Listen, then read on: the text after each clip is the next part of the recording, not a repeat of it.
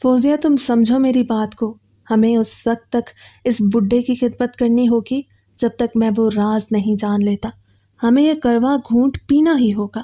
اس کے بعد دیکھنا تمہاری اور میری زندگی کتنی حسین ہو جاتی ہے۔ بس کچھ وقت کی تو بات ہے۔ مجاہد اپنی بیوی فوزیہ کو سمجھا رہا تھا مگر وہ کچھ بھی نہیں سمجھ رہی تھی اور ضد کر رہی تھی کہ وہ اپنے بیمار سسر کی مزید دیکھ بھال نہیں کر سکتی۔ مجاہد، آپ کو کیا پتہ مجھے کن معاملات سے گزرنا پڑتا ہے؟ آپ تو چلے جاتے ہیں سارا دن کام پر، اس کے بعد میں اکیلی گھر میں سارا دن آپ کے باپ کی خدمت میں لگی رہتی ہوں۔ آخر مجھے کیا صلہ ملنا ہے؟ فوزیہ شوہر کے ہاتھ سے اپنا ہاتھ چھڑواتے بولی تو مجاہد کو بھی تھوڑا بہت غصہ آ گیا۔ وہ اپنی بیوی کو سمجھانا چاہ رہا تھا کہ وہ ابھی یہ سب کچھ نہیں چھوڑ سکتے۔ ابھی اس نے ایک بہت بڑے راز سے پردہ ہٹانا تھا اور اس کے لیے انہیں یہ سب کرنا تھا۔ فوزیہ، مجھے نہیں معلوم، چاہے تمہارا جو بھی مسئلہ ہے مگر ابھی تمہیں یہ کام کرنا ہوگا۔ غصے کے باوجود بھی مجاہد بیوی سے بڑے آرام سے بات کرتا ہے۔ وہ جانتا تھا کہ اس کی بیوی نے ہی سب کچھ سنبھالنا ہے، وہ تو سارا دن ہی گھر سے باہر رہتا تھا۔ چلے ٹھیک ہے، میں مزید کچھ دن ان کے کام کر لوں گی، لیکن اس کے بعد مجھ سے کچھ امید مت رکھنا، میں تھک چکی ہوں اس طرح کے کاموں سے۔ فوزیہ چارپائی سے اٹھی اور یہ کہتی ہوئی کمرے سے باہر نکل گئی۔ شام کا وقت تھا، مجاہد ابھی ابھی کام سے واپس آیا تھا۔ بیوی کی باتیں سن اس کا دماغ مزید خراب ہو گیا، لیکن پھر بھی اسے خود پہ ضبط کرنا تھا۔ کہیں نہ کہیں تو وہ بھی جانتا تھا کہ اس کی بیوی بیچاری کا بھی قصور نہیں۔ ہر انسان کو ہی اس طرح کے کاموں سے گھن آتی تھی جس طرح کے کام بیچاری فوزیہ کر رہی تھی۔ فوزیہ کچن میں آ کے اپنے شوہر کے لیے کھانا گرم کر رہی تھی کہ اس کے سسر کی آوازیں آنے لگیں۔ وہ اسے بلا رہے تھے۔ سسر کی آواز سن کر تو فوزیہ کے منہ پہ 12 بج گئے۔ اس کا دل چاہ رہا تھا کہ جا کے اپنے سسر کو ایک ہی بار میں یہ کہہ دے کہ اسے اب مزید یہ سب نہیں سنبھالنا، لیکن اسے اپنے شوہر کا خیال آ جاتا تھا۔ اس کے شوہر نے اس سے کہہ دیا تھا کہ ابھی اس چیز کا ٹائم نہیں آیا اور انہیں یہ سب کرنا ہے۔ اس کے پیچھے بھی ایک بہت بڑی کہانی تھی، مگر اس کے شوہر نے ابھی تک فوزیہ کو وہ سب کچھ نہیں بتایا تھا، یا شاید وہ خود بھی ابھی ساری بات صحیح طریقے سے نہیں جانتا تھا، تو پھر فوزیہ کو کیسے بتاتا؟ فوزیہ کے سسر کی آوازیں اب بڑھتی جا رہی تھیں اور اس کا دماغ مزید خراب ہوتا جا رہا تھا۔ پھر جب آواز اتنی بڑھی کہ آوازیں کمرے میں بیٹھے مجاہد تک پہنچ گئیں تو وہ بھی فوزیہ کو آواز لگانے لگا۔ بیچاری فوزیہ نے کھانا گرم کر دیا تھا۔ وہ کھانا لے کے اپنے شوہر کے پاس گئی تو وہ اسے اپنے باپ کے پاس بھیجنے لگا۔ مجاہد، یہ کیا؟ اس وقت تو آپ گھر پہ ہیں، آپ بھی ان کی بات سن سکتے ہیں اور ان کا کام کر سکتے ہیں۔ جب آپ نہیں ہوتے تو میں کر دیتی ہوں، لیکن جب آپ ہوں تو پھر تو یہ سب آپ کی ذمہ داری ہے۔ فوزیہ تھوڑے غصے میں تھی، اسی لیے یہ سب بولے جا رہی تھی۔ مجاہد کو لگا کہ اس کی بیوی خود سر ہو گئی ہے۔ وہ پچھلے کئی ماہ سے اپنے بیمار سسر کی دیکھ بھال کر رہی تھی، جس کی وجہ سے اس کے اندر چڑچڑا پن آ گیا تھا۔ فوزیہ، میں کھانا کھا رہا ہوں، تم جاؤ دیکھو ابا کو کیا کہتے ہیں وہ۔ میں نے جب کہا ہے کہ یہ سب تمہاری ذمہ داری ہے تو پھر تمہیں ہی یہ سب دیکھنا ہوگا۔ مجاہد کھانا کھاتے ہوئے بولا تو فوزیہ بیچاری چپ چاپ کمرے سے باہر نکل آئی۔ اس کے سسر کو گردوں کا مسئلہ تھا اور ہر وقت وہ بستر گندا کر دیتے تھے، جسے بیچاری فوزیہ کو ہی دھونا پڑتا۔ اپنے سسر کے کمرے میں آئی تو اس کے دماغ پر دوائیوں کی بو چڑھ گئی۔ ہر وقت ہی ان کے کمرے میں دوائیوں کے ساتھ ساتھ پیشاب کی بو آتی رہتی تھی۔ اس کے سسر بستر پہ لیٹے ہوئے تھے اور بستر بھی گیلا تھا۔ یہ دیکھ کے تو فوزیہ کو ابکائی آنے لگی۔ اس کا دل کیا کہ فوراً یہاں سے بھاگ جائے، مگر شوہر کی بات بھی تو ماننی تھی۔ اس نے سسر کو سہارا دے کے دوسرے بستر پہ لٹایا۔ ان کے کمرے میں 2 بستروں کا انتظام کیا گیا تھا۔ اس کے سسر کی حالت بہت زیادہ خراب تھی اور لگ رہا تھا کہ اب ان کے گردے بالکل ہی آخری سٹیج پہ ہیں۔ سسر کو دوسرے بستر پر لٹانے کے بعد فوزیہ پہلے بستر کی طرف آئی اور منہ پہ دوپٹہ ڈال کے بستر کی چادر کھینچنے لگی۔ وہ اس طرف نہیں دیکھ سکتی تھی۔ پھر وہ بستر کی گندی چادر کو لے کے باہر آ گئی اور چادر کو دھونے لگی۔ دھونے کے بعد اس نے چادر کو تار پہ ٹانگا اور پھر سے ان کے کمرے میں پہنچ گئی۔ اس بستر پہ نئی چادر چڑھائی اور ایک مرتبہ پھر سے سسر کے کمرے سے باہر نکل آئی۔ اسے ایسا لگ رہا تھا جیسے وہ ابھی زمین بوس ہو جائے گی۔ اس کے دماغ پہ گندی بو چڑھ گئی تھی جسے عجیب طرح کی فیلنگز دے رہی تھی۔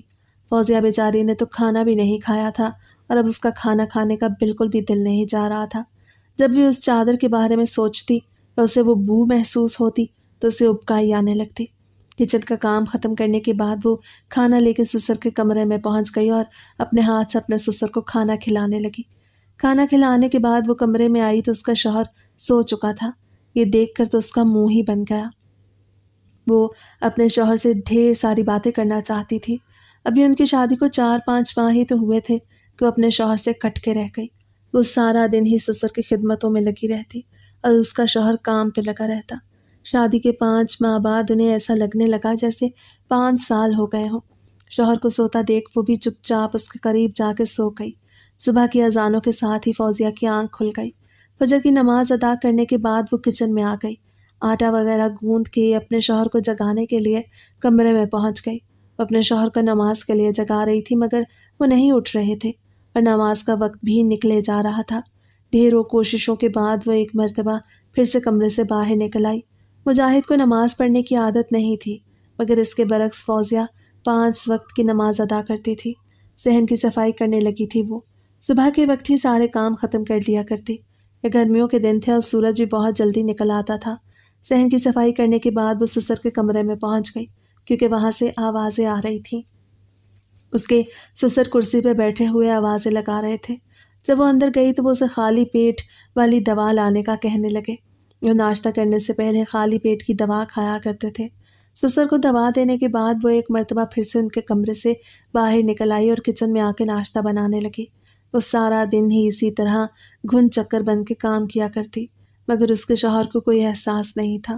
اس کے دماغ میں تو نہ جانے کیا کچھ چل رہا تھا۔ شوہر کو ناشتہ وغیرہ کروانے کے بعد وہ کمرے کی صفائی کرنے کے لیے اندر پہنچ گئی۔ مجاہد بھی اب کام پہ جا چکا تھا، یعنی کو اپنے گھر میں اکیلی تھی۔ اس کا سسر تو نہ ہونے کے برابر ہی تھا۔ وہ سارا دن ہی اپنے کمرے میں سوتے رہتے اور بار بار ہی اسے چھوٹے موٹے کاموں کے لیے بلاتے رہتے تھے۔ کمرے کی صفائی کرنے کے بعد وہ اپنا ناشتہ بنانے کے لیے کچن میں پہنچ گئی۔ اس کے سسر تو ناشتے میں صرف ایک سیب ہی کھاتے تھے جو انہیں وہ پہلے ہی دے چکی تھی۔ ناشتہ کرنے کے بعد وہ کمرے میں آ گئی۔ وہ بہت زیادہ تھک گئی تھی۔ صبح کے 10 بھی بج چکے تھے۔ آتے ساتھ ہی وہ بیڈ پہ دراز ہو گئی اور بہت جلد اسے نیند بھی آ گئی کیونکہ وہ صبح کے وقت جلدی اٹھ گئی تھی۔ اب اسے سوئے ہوئے تقریباً آدھا گھنٹہ ہی ہوا تھا کہ ایک مرتبہ پھر سے اسے اس کے سسر کی آوازیں آنے لگیں۔ وہ اسے بلا رہے تھے۔ ان کی آواز سن کے تو فوزیہ کے چہرے کی رنگت ہی زرد پڑ گئی۔ اس کا دل چاہا کہ جا کے اس بڈھے کا گلا دبا دے تاکہ اس کے حلق سے کوئی آواز ہی نہ نکل پائے۔ وہ ہر وقت ہی دل میں یہ سوچتی رہتی کہ آخر کار کب اس کے اس بڈھے سے جان چھوٹے گی۔ وہ تنگ آ گئی تھی اس کے کام کر کر کے۔ اب یہ سب مزید نہیں جھیل سکتی تھی، لیکن یہ سب اسے کرنا تو تھا۔ اس کے شوہر کا حکم تھا اور وہ اپنے شوہر کا حکم چاہتے ہوئے بھی نہیں ٹال سکتی تھی۔ وہ جانتی تھی کہ مجاہد غصے کے تیز ہیں۔ اگر اس نے ان کی بات نہ مانی تو شاید وہ اس سے ناراض ہی ہو جائے۔ شوہر کی ناراضگی سے بچنے کے لیے وہ بیچاری سسر کے کمرے میں آ گئی۔ اندر کا نظارہ دیکھ اسے الٹی آ گئی۔ اس کے سسر نے سارا بستر گندا کیا ہوا تھا اور اوپر سے فرش بھی گندا کیا تھا اور وہ خود بھی اب سسر کے کمرے کے فرش پہ الٹی کر چکی تھی۔ اس کا دماغ گھوم رہا تھا۔ وہ اسی وقت باہر آئی اور پونچھا اٹھا کے اندر پہنچ گئی۔ یہ سب اسے ہی صاف کرنا تھا، اسی لیے وہ بنا وقت ضائع کیے کام پہ لگ چکی تھی۔ فرش صاف کرنے کے بعد اس نے اپنے سسر کو سہارا دے کر دوسرے بستر پر لٹایا اور اپنا رخ دوسری طرف کر کے چادر اتارنے لگی۔ یہ اب روز کا معمول بنتا جا رہا تھا اور وہ اس کام سے تنگ آ چکی تھی۔ اس کا بس چلتا تو وہ اس کام کو کرنے سے سیدھا اور صاف انکار کر دیتی۔ کمرے کی صفائی وغیرہ کرنے کے بعد وہ کچن میں آ گئی تھی۔ دوپہر کے کھانے کی تیاری بھی تو کرنی تھی اور اس کے شوہر دوپہر کو بھی کھانا کھانے کے لیے آتے تھے۔ فوزیہ نے سوچ لیا تھا کہ اب جب مجاہد گھر آئیں گے تو وہ انہیں 2 ٹوک انداز میں کہہ دے گی کہ میں اب مزید آپ کے بیمار باپ کی خدمت نہیں کر سکتی۔ دوپہر کے 1 بجے تو دروازے پہ دستک ہونے لگی۔ فوزیہ سارا کھانا تیار کر چکی تھی۔ دستک سنتے وہ دروازے کی طرف لپکی۔ جیسے ہی اس نے دروازہ کھولا تو باہر اس کا شوہر کھڑا تھا جس کے ساتھ اس کا کوئی کولیگ بھی تھا۔ وہ دونوں گھر کے اندر آ گئے۔ کولیگ کو مجاہد نے بیٹھک میں بٹھا دیا اور خود بیوی کے پاس آ گیا۔ مجاہد، یا آپ کسے ساتھ لے آئے؟ آپ نے پہلے تو مجھے نہیں بتایا۔ میں نے تو گھر کے حساب سے ہی کھانا بنایا ہے۔ اگر بتا دیتے کہ آپ کا کوئی دوست آنے والا ہے تو میں اچھا کھانا بنا لیتی۔ فوزیہ مجاہد کے کہنے سے پہلے ہی بول پڑی تھی۔ فوزیہ، میں کیا کروں؟ احمد نے کہہ دیا کہ آج میں تمہارے گھر لنچ کروں گا۔ اس کی بیوی میکے گئی ہوئی ہے تو میں کیسے اسے منع کر سکتا تھا؟ بس جو بھی ہے لا دو، اور ہاں، جب تک ہم کھانا کھاتے ہیں तब तक तुम कोई अच्छा सा मीठा भी बना लो।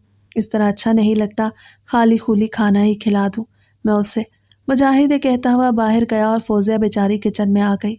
खाना वगैरह सेट करने के बाद उसने शौहर को कॉल की तो मुजाहिद आके किचन से ही सारा सामान उठा गया और इसके बाद वो मीठे में सवैयाँ बनाने लगी, क्योंकि कस्टर्ड वगैरह तो ठंडे ही अच्छे लगते थे। उसने सोचा कि इतना तो टाइम नहीं है, इसलिए सवैयाँ ही बना लूँ। और उसकी सवैयाँ भी सारे ख़ानदान में मशहूर थीं। सबको उसके हाथ की भुनी हुई सवैयाँ बहुत अच्छी लगती थीं। सवैयाँ बनाने के बाद अभी उसने मुजाहिद को कॉल नहीं की थी कि मुजाहिद खुद ही आ गया। वो खाना खा चुके थे, अब वो सवैयाँ लेके बैठक में जाने लगा। फौजिया भी किचन में ही खड़ी थी कि उसके ससुर की एक मरतबा फिर से आवाज़ें आने लगी तो उसने स्लेब से शीशे का ग्लास उठा के दीवार पे दे मारा। वो ऐसे ही अपना गुस्सा ठंडा कर लिया करती थी। उसके ससुर की आवाज़ें अब बढ़ती जा रही थी, मगर उसके जाने का कोई इरादा नहीं था। उसे सोच लिया था कि वो आज नहीं जाएगी। वैसे वो काम कर कर के थक चुकी थी। खाना खाने के बाद उसका शौहर अपने दोस्त के साथ वापस दफ्तर चला गया और वो घर में फिर से अकेली रह गई। वो अपनी ज़िंदगी से मायूस रहने लगी। उसकी ज़िंदगी में कोई भी खुशी बाकी नहीं रही थी। हर वक्त ही वो यही सोचती रहती कि आखिर ऐसा कौन सा राज है जो उसका शौहर उसे नहीं बता रहा और उससे इतने अजीब अजीब काम करवाए जा रहे हैं। फौजिया जिससे सोच रखा था कि आज शौहर से कहेगी कि वो ये काम मजीद नहीं कर सकती, अब फिर से ससुर के कमरे में आके काम करने लगी। दोपहर का खाना और दवाइयाँ ससुर को देने के बाद वो कमरे से बाहर निकल आई। उसका सारा जिस्म पसीने से शराबूर हो रहा था। उसके ससुर ने पंखा नहीं चलाया हुआ था। वो कह रहे थे कि उन्हें सर्दी लग रही है। इतनी गर्मी में भी उसके ससुर को सर्दी लग रही थी।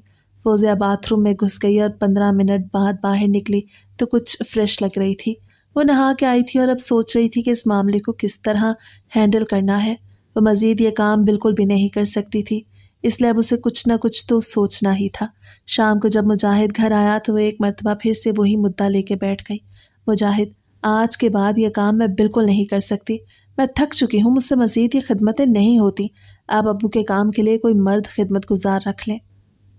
फौजिया ने दो टोक अंदाज में कहा तो मुजाहिद का सर घूमने लगा। वो ये नहीं कर सकता था, इसके पीछे एक लंबी कहानी थी, मगर फौजिया तो जिद कर रही थी। एक मिनट के लिए तो मुजाहिद ने सोचा कि आज उसे सब कुछ सच सच बता दे, लेकिन फिर उसने अपने ख्यालात को झटक दिया। नहीं फौजिया, वो मेरे अब्बू हैं, मैं कैसे उन्हें किसी गैर के हवाले कर सकता हूँ। तुम मेरी बीवी हो और तुम्हारा फ़र्ज़ बनता है कि तुम अपने ससुर की खिदमत करो। मैं भी तो सारा दिन घर से बाहर काम करता हूँ, मैंने तो कभी शिकायत नहीं की, मगर तुम तो हर वक्त ही मेरे आगे शिकायतें लेके बैठ जाती हो। मुजाहिद थोड़ा गुस्से में बोला तो फौजिया को चुप लग गई। कुछ देर तो उनके दरमियान खामोशी रही, मगर एक मरतबा फिर से फौजिया बोलने लगी। अब ये सब कुछ मज़ीद नहीं झेल सकती थी। मुजाहिद, आखिर आप मुझे बता क्यों नहीं देते कि बात क्या है? अगर आप मुझे बता देंगे तो मुझे भी काम करने में थोड़ी आसानी हो जाएगी। फौजिया राज के बारे में पूछ रही थी, जिसके बारे में आज तक मुजाहिद ने उसे कुछ नहीं बताया था। बीवी के मुंह से ये सुन के तो मुजाहिद को सांप सूंघ गया। वो बिना कुछ बोले ही उसी वक्त कमरे से बाहर निकल गया तो वो बेचारी अपना सा मुँह लेके रह गई, मगर उससे सोच लिया था कि वो बहुत जल्दी ये सब कुछ उगलवा लेगी। वो रात भी ऐसे ही गुजर गई और अगला दिन भी मामूल के मुताबिक गुजर गया। वो सारा दिन ही घर के कामों में मसरूफ़ रही थी। जब शाम को एक मरतबा फिर से मुजाहिद घर वापस आया तो फिर से वो वही मुद्दा लेके बैठ गई। मुजाहिद, मैं अब मज़ीद ये सब नहीं कर सकती और ना ही मैं आपसे अब इस राज के बारे में पूछूंगी। फौजिया ने दो टोक अंदाज में बात की तो मुजाहिद हैरान होकर उसे देखने लगा। मुजाहिद को लगा कि अब शायद उसे सब कुछ बताना ही होगा, लेकिन पहले उसने सोचा एक मरतबा अपने बाप से ये बात कंफर्म कर ले कि क्या वो इससे खुश भी हैं या नहीं। इसके बाद ही वो किसी नतीजे तक पहुंच सकता था। फौजिया, मुझे 2 दिन का वक्त दे दो, इसके बाद मैं तुम्हें सब कुछ सच सच बता दूंगा। फिर चाहे जो तुम्हारा दिल करे तुम वही कर लेना, मैं भी तुम पे ज़बरदस्ती नहीं करूँगा। शौहर की बात सुन फौजिया हैरत ज़दा होकर उसे देखने लगी। मगर मुजाहिद, बात क्या है? आप मुझे अभी क्यों नहीं बता रहे और ये 2 दिन का वक्त क्यों ले रहे हैं? फौजिया का तजस्सुस बढ़ता जा रहा था। उसकी समझ में कुछ भी नहीं आ रहा था कि आखिर बात क्या है। आखिर मुजाहिद के साथ ऐसा कौन सा मसला है कि वो उसे कुछ बता ही नहीं रही। नहीं फौजिया, अभी मैं तुम्हें कुछ नहीं बता सकता, बस तुम्हें 2 दिन मज़ीद सब्र करना होगा। इसके बाद मैं सब कुछ ही तुम्हें बता दूंगा। मेरी जान, मैं तुमसे कुछ छुपा नहीं रहा, बस सही वक्त का इंतज़ार कर रहा हूँ। वो बीवी के गालों को छूते बोला तो वो शर्मा गई। शादी के इतने माह बाद وہ اس سے پیار بھرے لہجے میں بات کر رہا تھا۔ فوزیہ کو تو ایسے لگا وہ ہواؤں میں اڑ رہی ہے۔ بیوی کے لیے شوہر کا ایک ہلکا سا لمس ہی اس قابل ہوتا ہے کہ وہ ہواؤں میں اڑنے لگتی ہے۔ وہ فوراً ہی کمرے سے نکلی اور شوہر کے لیے کھانا گرم کرنے لگی۔ وہ بہت زیادہ خوش دکھائی دے رہی تھی۔ اس کے سسر کی آواز آئی تو وہ ہنستی مسکراتی ہی ان کے کمرے میں پہنچ گئی اور ان کے کام کر دیے۔ اگر مجاہد کو پتہ چل جاتا کہ وہ اس کے ایک پیار بھرے لمس سے اتنا خوش ہو جائے گی تو اسے کبھی راز بتاتا ہی نہیں اور اسی سے ہی گزارا چلا لیتا، مگر وہ تو اس بارے میں کچھ جانتا ہی نہیں تھا۔ وہ غیر رومانوی قسم کا مرد تھا جس سے سب چیزوں میں انٹرسٹ نہیں تھا۔ اس نے تو بس بے دہانی میں ہی اس کا گال چھو لیا اور وہ خوشی سے پاگل ہی ہو گئی۔ وہ کمرے میں پہنچی تو مجاہد جاگ رہا تھا اور موبائل پہ کچھ دیکھ رہا تھا۔ وہ بھی اس کے ساتھ چپک کے بیٹھ گئی اور ہالی ووڈ مووی دیکھنے لگی۔ وہ بے انتہا خوش تھی۔ اب تو اسے راز سے بھی کوئی مطلب نہیں تھا۔ اسے سوچ لیا کہ وہ اپنے شوہر کا کہا مان کے اپنے سسر کی خدمت کرتی رہے گی اور اسی طرح ہی اپنے شوہر کی محبت پانے میں کامیاب ہوتی رہے گی۔ کچھ دیر وہ دونوں مووی دیکھتے رہے اور پھر اس نے اپنے شوہر کے ہاتھ سے موبائل لے کے ایک طرف رکھا اور اس کی گود میں سر رکھ دیا۔ فوزیہ کو بہت زیادہ سکون مل رہا تھا۔ وہ اتنے دنوں بعد اپنے شوہر کی گود میں سر رکھے ہوئے تھی۔ مجاہد بھی خاموش تھا۔ اسے بھی کچھ سمجھ آنے لگی کہ وہ کیا چاہتی ہے۔ کچھ دیر وہ یوں ہی باتیں کرتے رہے اور پھر جب رات کے 11 ہوئے تو وہ لوگ سو گئے۔ صبح سویرے ہی مجاہد کو کام پہ جانا تھا۔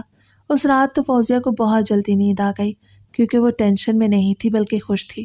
صبح اس کا دل چاہ رہا تھا کہ مجاہد کام پہ نہ جائے اور اس کے ساتھ سارا دن گزارے، مگر مجاہد کام کا بہانہ کر کے گھر سے نکل آیا کیونکہ اس سے اپنے باپ کی خدمتیں بالکل بھی نہیں ہوتی تھیں اور وہ جانتا تھا کہ اگر وہ گھر پہ رکا تو پھر فوزیہ سے کام کرنے کا کہے گی۔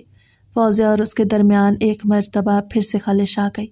فوزیہ نے اسے فون پہ بات کرتے ہوئے سن لیا کہ آج آفس میں کوئی خاص کام نہیں، لیکن پھر بھی میں آفس آؤں گا۔ اور جب فوزیہ نے اس سے پوچھا تو اس نے کہہ دیا کہ آفس میں بہت زیادہ کام ہے۔ وہ نہیں جانتا تھا کہ وہ سن چکی ہے۔ تب سے ہی فوزیہ نے اس سے ناراضگی کا اظہار کر دیا۔ وہ آفس میں بیٹھ کے بھی اسے میسیجز پہ میسیجز کیے جا رہا تھا مگر وہ کوئی رپلائی ہی نہیں دے رہی تھی۔ اب تو ایک مرتبہ پھر سے اس کا دماغ پھٹنے لگا تھا اور اس کا دل گھر کے کاموں میں نہیں لگ رہا تھا۔ اسے سوچ لیا کہ وہ مزید یہ کام نہیں کرے گی اور نہ ہی مجاہد کو 2 دن کا وقت دے گی۔ شام کو مجاہد آیا تو وہ منہ پھلائے بیٹھی تھی۔ اس نے کھانا بھی نہیں بنایا تھا۔ مجاہد جو بیچارہ سارا دن کا تھکا ہارا آفس سے آیا اور بھوک کی وجہ سے اس کا سر درد سے پھٹے جا رہا تھا، کچھ نہ بنا دیکھ کے تو اسے غصہ آ گیا۔ فوزیہ آخر تمہارے ساتھ مسئلہ کیا ہے؟ اگر تم میرے ساتھ خوش نہیں ہو تو مجھے بتا دو، اس طرح مجھے اذیت تو مت دو۔ وہ جذباتی ہونے لگا۔ وہ جانتا تھا کہ اپنی بھولی بھالی بیوی کو کیسے منانا ہے۔ اس کے منہ سے یہ بات سن کے تو فوزیہ اٹھی اور اس کے گلے سے لگ گئی۔ مجاہد آپ یہ کیسے باتیں کر رہی ہیں؟ میں کیوں نہیں آپ کے ساتھ رہنا چاہتی، مگر میں مزید یہ کام نہیں کر سکتی۔ میں کام کر کر کے تھک چکی ہوں۔ میں آپ کے ساتھ وقت گزارنا چاہتی ہوں مگر آپ کے پاس تو میرے لیے وقت ہی نہیں، تو میں کیا کروں؟ وہ بولی تھی۔ اس کی آواز بھیگی ہوئی تھی۔ فوزیہ آج میں تمہارے سارے گلے شکوے ہی دور کر دوں گا۔ تم جلدی سے تیار ہو جاؤ، ہم باہر کھانا کھانے جائیں گے۔ مجاہد نے باہر کھانا کھانے کا ذکر کیا تو اداس چہرہ لیے کھڑی فوزیہ کا منہ گلاب کی طرح تر و تازہ ہو گیا۔ بس آپ مجھے 5 منٹ دے دیں، میں ابھی تیار ہو کے آئی۔ وہ یہ کہتے ہوئے کمرے کی طرف بھاگ گئی۔ پورا آدھا گھنٹہ لگا کے وہ تیار ہو کے باہر آئی تو وہ بہت زیادہ خوبصورت لگ رہی تھی۔ 1 منٹ کے لیے تو مجاہد بھی اسے دیکھتا رہ گیا۔ ان سب بکھیڑوں میں تو وہ یہ بھی بھول گیا کہ وہ اس کی بیوی ہے۔ اسے تو کچھ عرصے سے اسے نگاہ بھر کے دیکھا ہی نہیں تھا اور نہ جانے کن کن کاموں میں لگا ہوا تھا۔ مجاہد ہم تو کھانا کھانے جا رہے ہیں، لیکن ابو کو کون کھانا دے گا؟ میں نے تو کھانا بنایا ہی نہیں، فوزیہ بولی تو مجاہد مسکرانے لگا۔ کوئی بات نہیں، ہم آتے وقت کھانا لیتے ہوئے آئیں گے۔ وہ یہ کہتا ہوا اس کا ہاتھ پکڑ کے باہر چلا گیا۔ وہ اپنی ہی گاڑی میں ایک اچھے سے ریسٹورنٹ میں آئے۔ فوزیہ بے تحاشا خوش دکھائی دے رہی تھی۔ اس کی خوشی کا کوئی ٹھکانہ ہی نہیں تھا اور اسے اتنا خوش دیکھ مجاہد حیران ہو رہا تھا کہ آخر وہ اتنی زیادہ خوش کیوں ہو رہی ہے۔ وہ نہیں جانتا تھا کہ وہ گھر میں رہ رہ کے تھک چکی ہے اور ایک گھٹن کی زندگی گزار گزار کے اس کے چہرے پہ اداسی آ گئی ہے، اسی لیے آج وہ بہت زیادہ خوش تھی۔ کھانا کھانے کے بعد انہوں نے ایک بندے کے لیے کھانا پیک کروایا اور گھر پہنچ گئے۔ فوزیہ نے کھانا برتن میں نکالا اور سسر کے کمرے میں پہنچ گئی مگر وہ سو چکے تھے۔ फौजिया को भी कोई परवाह नहीं थी। वो खाना लेके वापस किचन में आई और खाना फ्रिज में रखते हुए कमरे में पहुंच गई। उसे कोई परवाह नहीं थी कि आज वो बेचारा बूढ़ा खाना खाए बगैर ही सो गया। वो तो हवाओं में उड़ रही थी। उसकी खुशी का कोई ठिकाना ही नहीं था। उसका दिल चाह रहा था कि एक मर्तबा फिर से सब कुछ वापस आ जाए, और आहिस्ता आहिस्ता सब कुछ वापस आने लगा था। शादी के शुरू दिनों की तरह आज वो इतने अरसे बाद अपने शौहर के साथ बाहर खाना खा के आई। उसे बहुत ज़्यादा स्पेशल फील हो रहा था। वो कमरे में गई तो मुजाहिद सो चुका था, मगर उसको गुस्सा नहीं आया। वो अपने शौहर के साथ वक्त गुजार के आई थी और समझती थी कि वो भी थका हारा है। रात का ना जाने कौन सा पहर था कि फौजिया के ससुर के कमरे से आवाज़ें आने लगी। वो ऊंची ऊंची आवाज़ में उसे बुला रहे थे। फौजिया की आंख तो फौरन ही खुल गई, मगर वो अब भी बिस्तर पे लेटी हुई थी। उसका दिल नहीं चाह रहा था कि वो उठ के जाए और उनके गंदे बिस्तर को साफ करे। वो जानती थी कि वो उसे क्यों बुला रहे हैं। यार फौजिया, तुम सुन नहीं रही? अब्बू तुम्हें बुला रहे हैं, जाओ और पूछो उनसे क्या चाहिए। उन्हें बाप की आवाज़ पे मुजाहिद भी उठ गया था और नींद की हालत में ही बीवी को बाप के पास जाने का कह रहा था। मुजाहिद प्लीज़ आप चले जाए ना, मेरा बिल्कुल भी दिल नहीं कर रहा। उन्होंने फिर से बिस्तर गंदा किया हुआ होगा, मुझे तो अजीब सी उलझन होने लगती है, आप चले जाएं। वो करवट बदल के बोली तो मुजाहिद लैंप ऑन करके उठ बैठा। जैसे ही कमरे में रोशनी फैली तो फौजिया भी बिस्तर से उठ बैठी। वो दोनों अब एक दूसरे को देख रहे थे। फौजिया बजिद थी कि वो चला जाए, मगर वो भी बजिद था कि वो जाके अपना फ़र्ज़ निभाए। मुजाहिद, ये मेरा फ़र्ज़ नहीं बल्कि ये आपका फ़र्ज़ है, और आपको ही अपना फ़र्ज़ निभाना होगा। अब मैं ये सब मज़ीद नहीं कर सकती, जान छोड़ दे मेरी। वो हाथ बांधे हुए कह रही थी तो मुजाहिद को लगा कि अब वो वक्त आ गया है कि उसे सब कुछ बता देना चाहिए। फौजिया, मुझे तुम्हें एक बहुत ज़रूरी बात बतानी है। वो अभी इतना ही बोला कि फौजिया ने उसे रोक दिया। अगर मुझे आपकी कोई बात नहीं सुननी, मैं जानती हूँ कि आप फिर से मुझे यही लेक्चर देंगे कि मैं उनकी खिदमत किया करूँ, इस तरह मुझे सवाब मिलेगा। मुझे नहीं कमाना सवाब, आप खुद ही सवाब कमा लें। मैं थक चुकी हूँ ये सब कर करके, मुझे घिन आती है। वो ये कहते हुए उठ के वहाँ से चली गई और बाथरूम में घुस गई।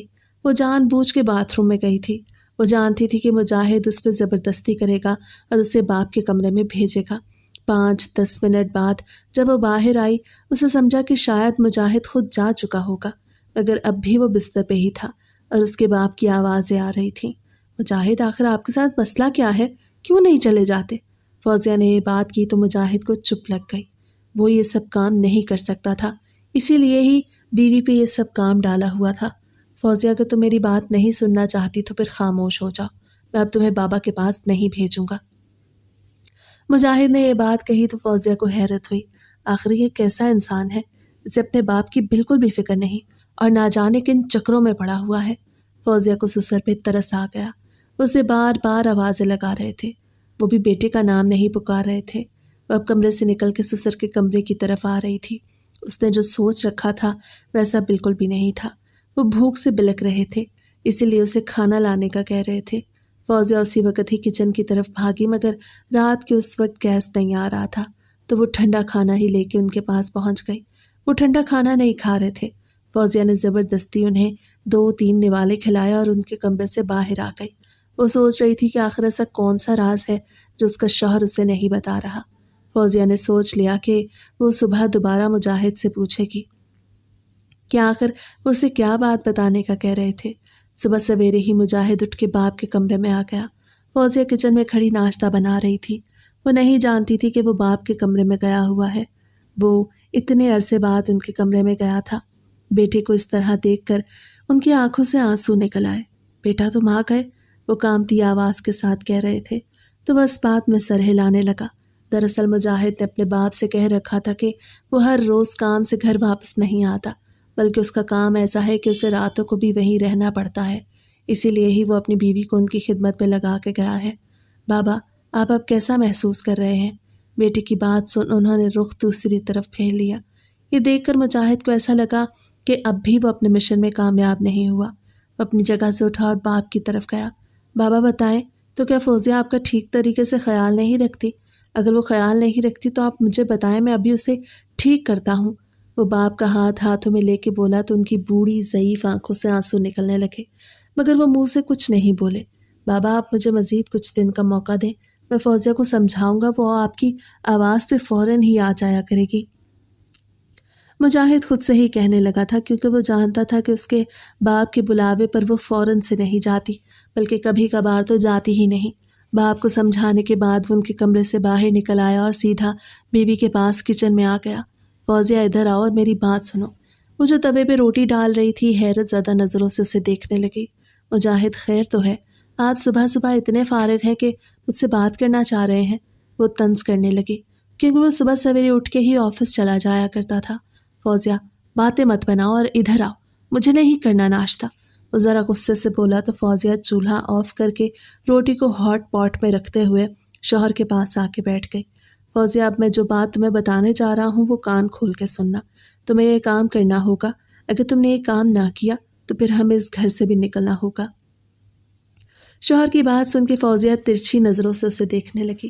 اس کی سمجھ میں کچھ نہیں آ رہا تھا کہ آخر وہ کہنا کیا چاہتے ہیں۔ مجاہد آپ کیا کہنا چاہتے ہیں؟ کھل کے کہیں، مجھے تو آپ کی باتیں سمجھ نہیں آ رہی، بلکہ میرے تو سر کے اوپر سے گزر رہی ہیں۔ وہ مسکراتے ہوئے بولی تو مجاہد عجیب نظروں سے اسے دیکھنے لگا۔ تمہیں اس وقت ہنسی سوچ رہی ہے اور میری جان اٹکی ہوئی ہے۔ تم نہیں جانتی تم نے میرا کتنا بڑا نقصان کروا دیا۔ مجاہد بولا تو فوزیہ کو مزید حیرت ہونے لگی۔ میں نے آپ کا کون سا نقصان کروا دیا؟ آپ کیا کہنا چاہ رہے ہیں؟ فوزیہ بیچاری عجیب سی شکل بنا کے بولی۔ اسے تو کچھ معلوم ہی نہیں تھا اور وہ یہ کہہ رہا تھا کہ اس نے اس کا بہت بڑا نقصان کروا دیا ہے۔ مجاہد خاموش بیٹھا تھا۔ وہ سوچ رہا تھا کہ بات کا آغاز کیسے کرے۔ مجاہد کیا بات ہے؟ آپ کچھ بول کیوں نہیں رہے؟ سب ٹھیک تو ہے نا؟ میں نے آپ کا کون سا نقصان کروا دیا؟ آپ تو صرف مجھے خرچے کے پیسے ہی دیتے ہیں، وہ بیچارگی کے ساتھ کہہ رہی تھی۔ اسے شوہر کا یہ رویہ کچھ عجیب سا لگ رہا تھا۔ اس کی آنکھوں میں نمی دیکھ مجاہد کو لگا کہ وہ کچھ زیادہ ہی کہہ گیا۔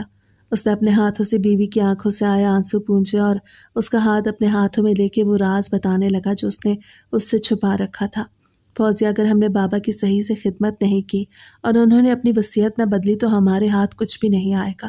انہوں نے اپنی وصیت میں لکھوا رکھا ہے کہ ان کے مرنے کے بعد سب کچھ ایک ٹرسٹ کو چلا جائے گا اور میرے ہاتھ کچھ نہیں آئے گا، مگر آج سے کچھ ماہ پہلے انہوں نے مجھ سے کہا کہ اگر میں ان کی اچھے سے خدمت کروں تو وہ اپنی وصیت بدل دیں گے اور سب کچھ میرے نام پہ کر دیں گے۔ اب تم خود بتاؤ میرا کیا قصور ہے؟ اسی لیے تو میں تمہیں کہتا ہوں کہ ان کی اچھے سے خدمت کرو، انہیں شکایت کا موقع نہیں دو، مگر تم تو میری کوئی بات سنتی ہی نہیں۔ مجاہد بولا تو فوزیہ حیرت سے پاگل ہی ہو گئی۔ اسے یقین نہیں آ رہا تھا کہ وہ اتنی بڑی بات سے انجان تھی۔ وہ تو سمجھ رہی تھی کہ سب کچھ اس کے شوہر کے نام پہ ہے، مگر شوہر کے منہ سے یہ سب سن کے تو اس کے ارمانوں پہ پانی ہی پھر گیا۔ وہ سمجھ رہی تھی کہ یہ گھر اس کے شوہر کے نام پہ ہے، جو زمینیں اس کے سسر کے نام تھی وہ بھی سسر کے بعد اس کے شوہر کے نام پہ آ جائیں گی، مگر ایسا کچھ نہیں ہوا۔ مجاہد یہ آپ مجھے اب بتا رہے ہیں؟ اگر مجھے پہلے بتا دیتے تو میں اس سے بھی زیادہ بہتر کام کرتی۔ اگر آپ کے بابا نے وصیت نہ بدلی اور اس دنیا سے رخصت ہو گئے پھر تو ہم سڑک پہ آ جائیں گے۔ وہ آنکھیں مٹکا کے بولی تو مجاہد اسبات میں سر ہلانے لگا۔ یہی تو بات ہے، اگر تم نے ان کی صحیح سے خدمت نہ کی تو ہمیں سڑک پہ آنے سے کوئی بھی نہیں روک سکتا۔ تم جانتی ہو کہ ان کی اب اتنی زندگی نہیں رہی، وہ بس کچھ دنوں کے ہی مہمان ہیں۔ میں چاہتا ہوں کہ ان دنوں میں تم ان کی خوب خدمت کرو تاکہ آخری وقت میں وہ سب کچھ میرے نام پہ لگا جائے، اس کے بعد ہم عیش کریں گے۔ عیش؟ وہ مسکراتا ہوا بولا تو فوزیہ بھی مسکرانے لگی۔ مجاہد آپ بالکل بھی پریشان نہ ہوں اور سب کچھ مجھ پہ چھوڑ دیں، اب دیکھیں میں کیسے یہ سب کچھ کرتی ہوں۔ فوزیہ مسکراتے ہوئے جواب دینے لگی تو مجاہد کے دل سے ایک بوجھ اتر گیا۔ اسے ایسا لگا کہ اب ساری جائیداد اس کی ہو جائے گی۔ ناشتہ وغیرہ کرنے کے بعد وہ دفتر کے لیے نکل گیا اور فوزیہ اپنے سسر کی خدمت میں لگ گئی۔ وہ دل و جان سے اس کی خدمت کرنے لگی۔ وہ جانتی تھی کہ اگر اس کے سسر نے سب کچھ اس کے شوہر کے نام پہ نہیں کیا تو پھر ان کی زندگی برباد ہو جائے گی۔ اسے تو یہ لائف سٹائل گزارنے کی عادت تھی۔ ان کے پاس گاڑی تھی، گھر اپنا تھا، زمینیں تھی، لیکن جب سے اس نے یہ سنا کہ یہ سب ان کا نہیں بلکہ اس کے سسر کے جانے کے بعد ایک ٹرسٹ کو چلا جائے گا تو وہ بہت زیادہ بکھلا گئی۔ ایک دو دن تو اس نے بڑا جی جان لگا کے سسر کے سارے کام کیے، مگر پھر سے وہ سست پڑنے لگی۔ وہ لڑکی تھی اور اسے اس طرح کے کاموں سے خار آتی تھی، مگر اس نے شوہر سے یہ سب نہ کہا۔ وہ سمجھ رہی تھی کہ آخر یہ بڈھا کب تک ساری جائیداد پہ سانپ بنا بیٹھا رہے گا۔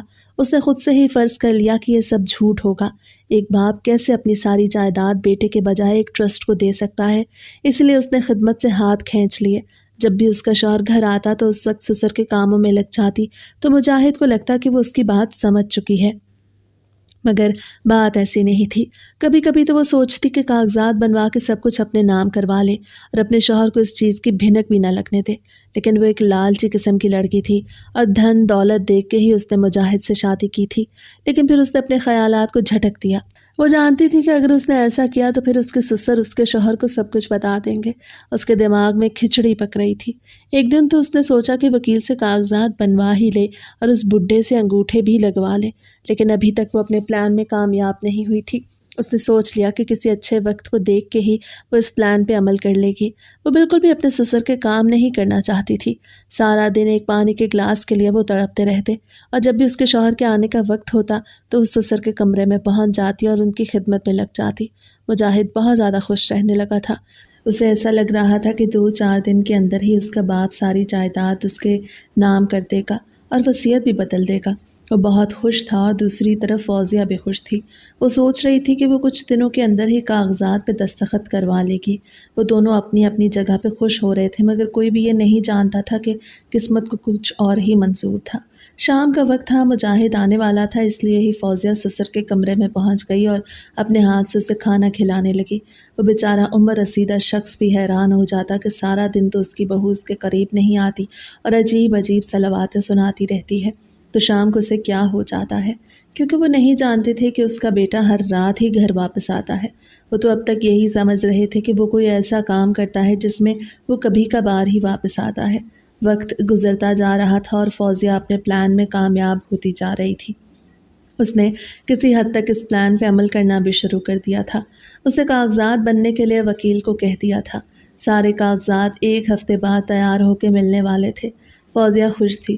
وہ سمجھ رہی تھی کہ 1 ہفتے بعد ساری جائیداد اس کے نام ہو جائے گی اور پھر وہ مجاہد کو چھوڑ کے چلی جائے گی، اور دوسری طرف مجاہد سوچ رہا تھا کہ جیسے ہی اس کا باپ ساری جائیداد اس کے نام کرے گا تو وہ فوزیہ کو چھوڑ دے گا، کیونکہ اس نے صرف اور صرف اسی لیے ہی اس سے شادی کی تھی۔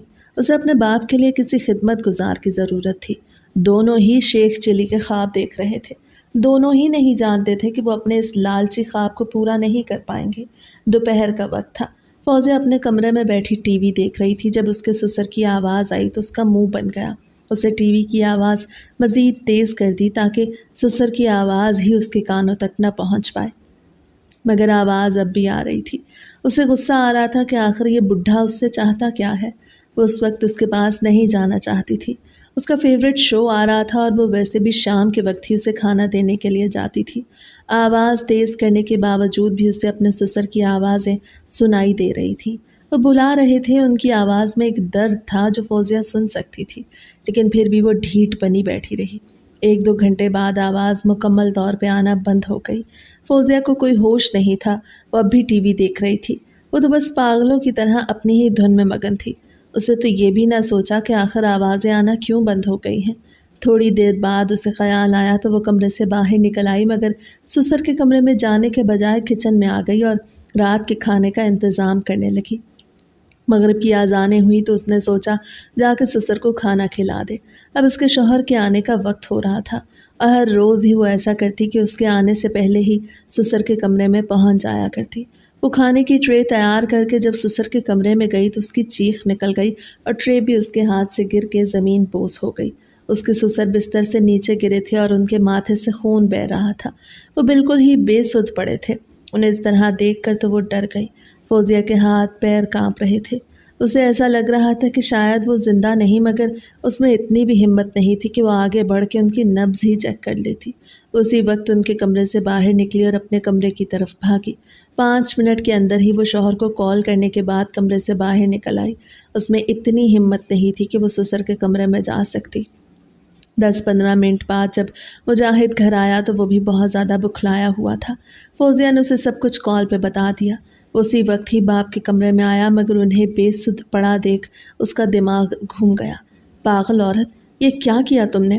میں جانتا ہوں وہ تمہیں بلاتے رہے ہوں گے اور تم نے ان کی بات نہیں سنی ہوگی۔ اب مر گئے ہیں وہ، کچھ بھی میرے ہاتھ نہیں آئے گا۔ مجاہد کو دولت کے لیے غصہ کرتا دیکھ کے فوزیہ کو حیرت ہوئی۔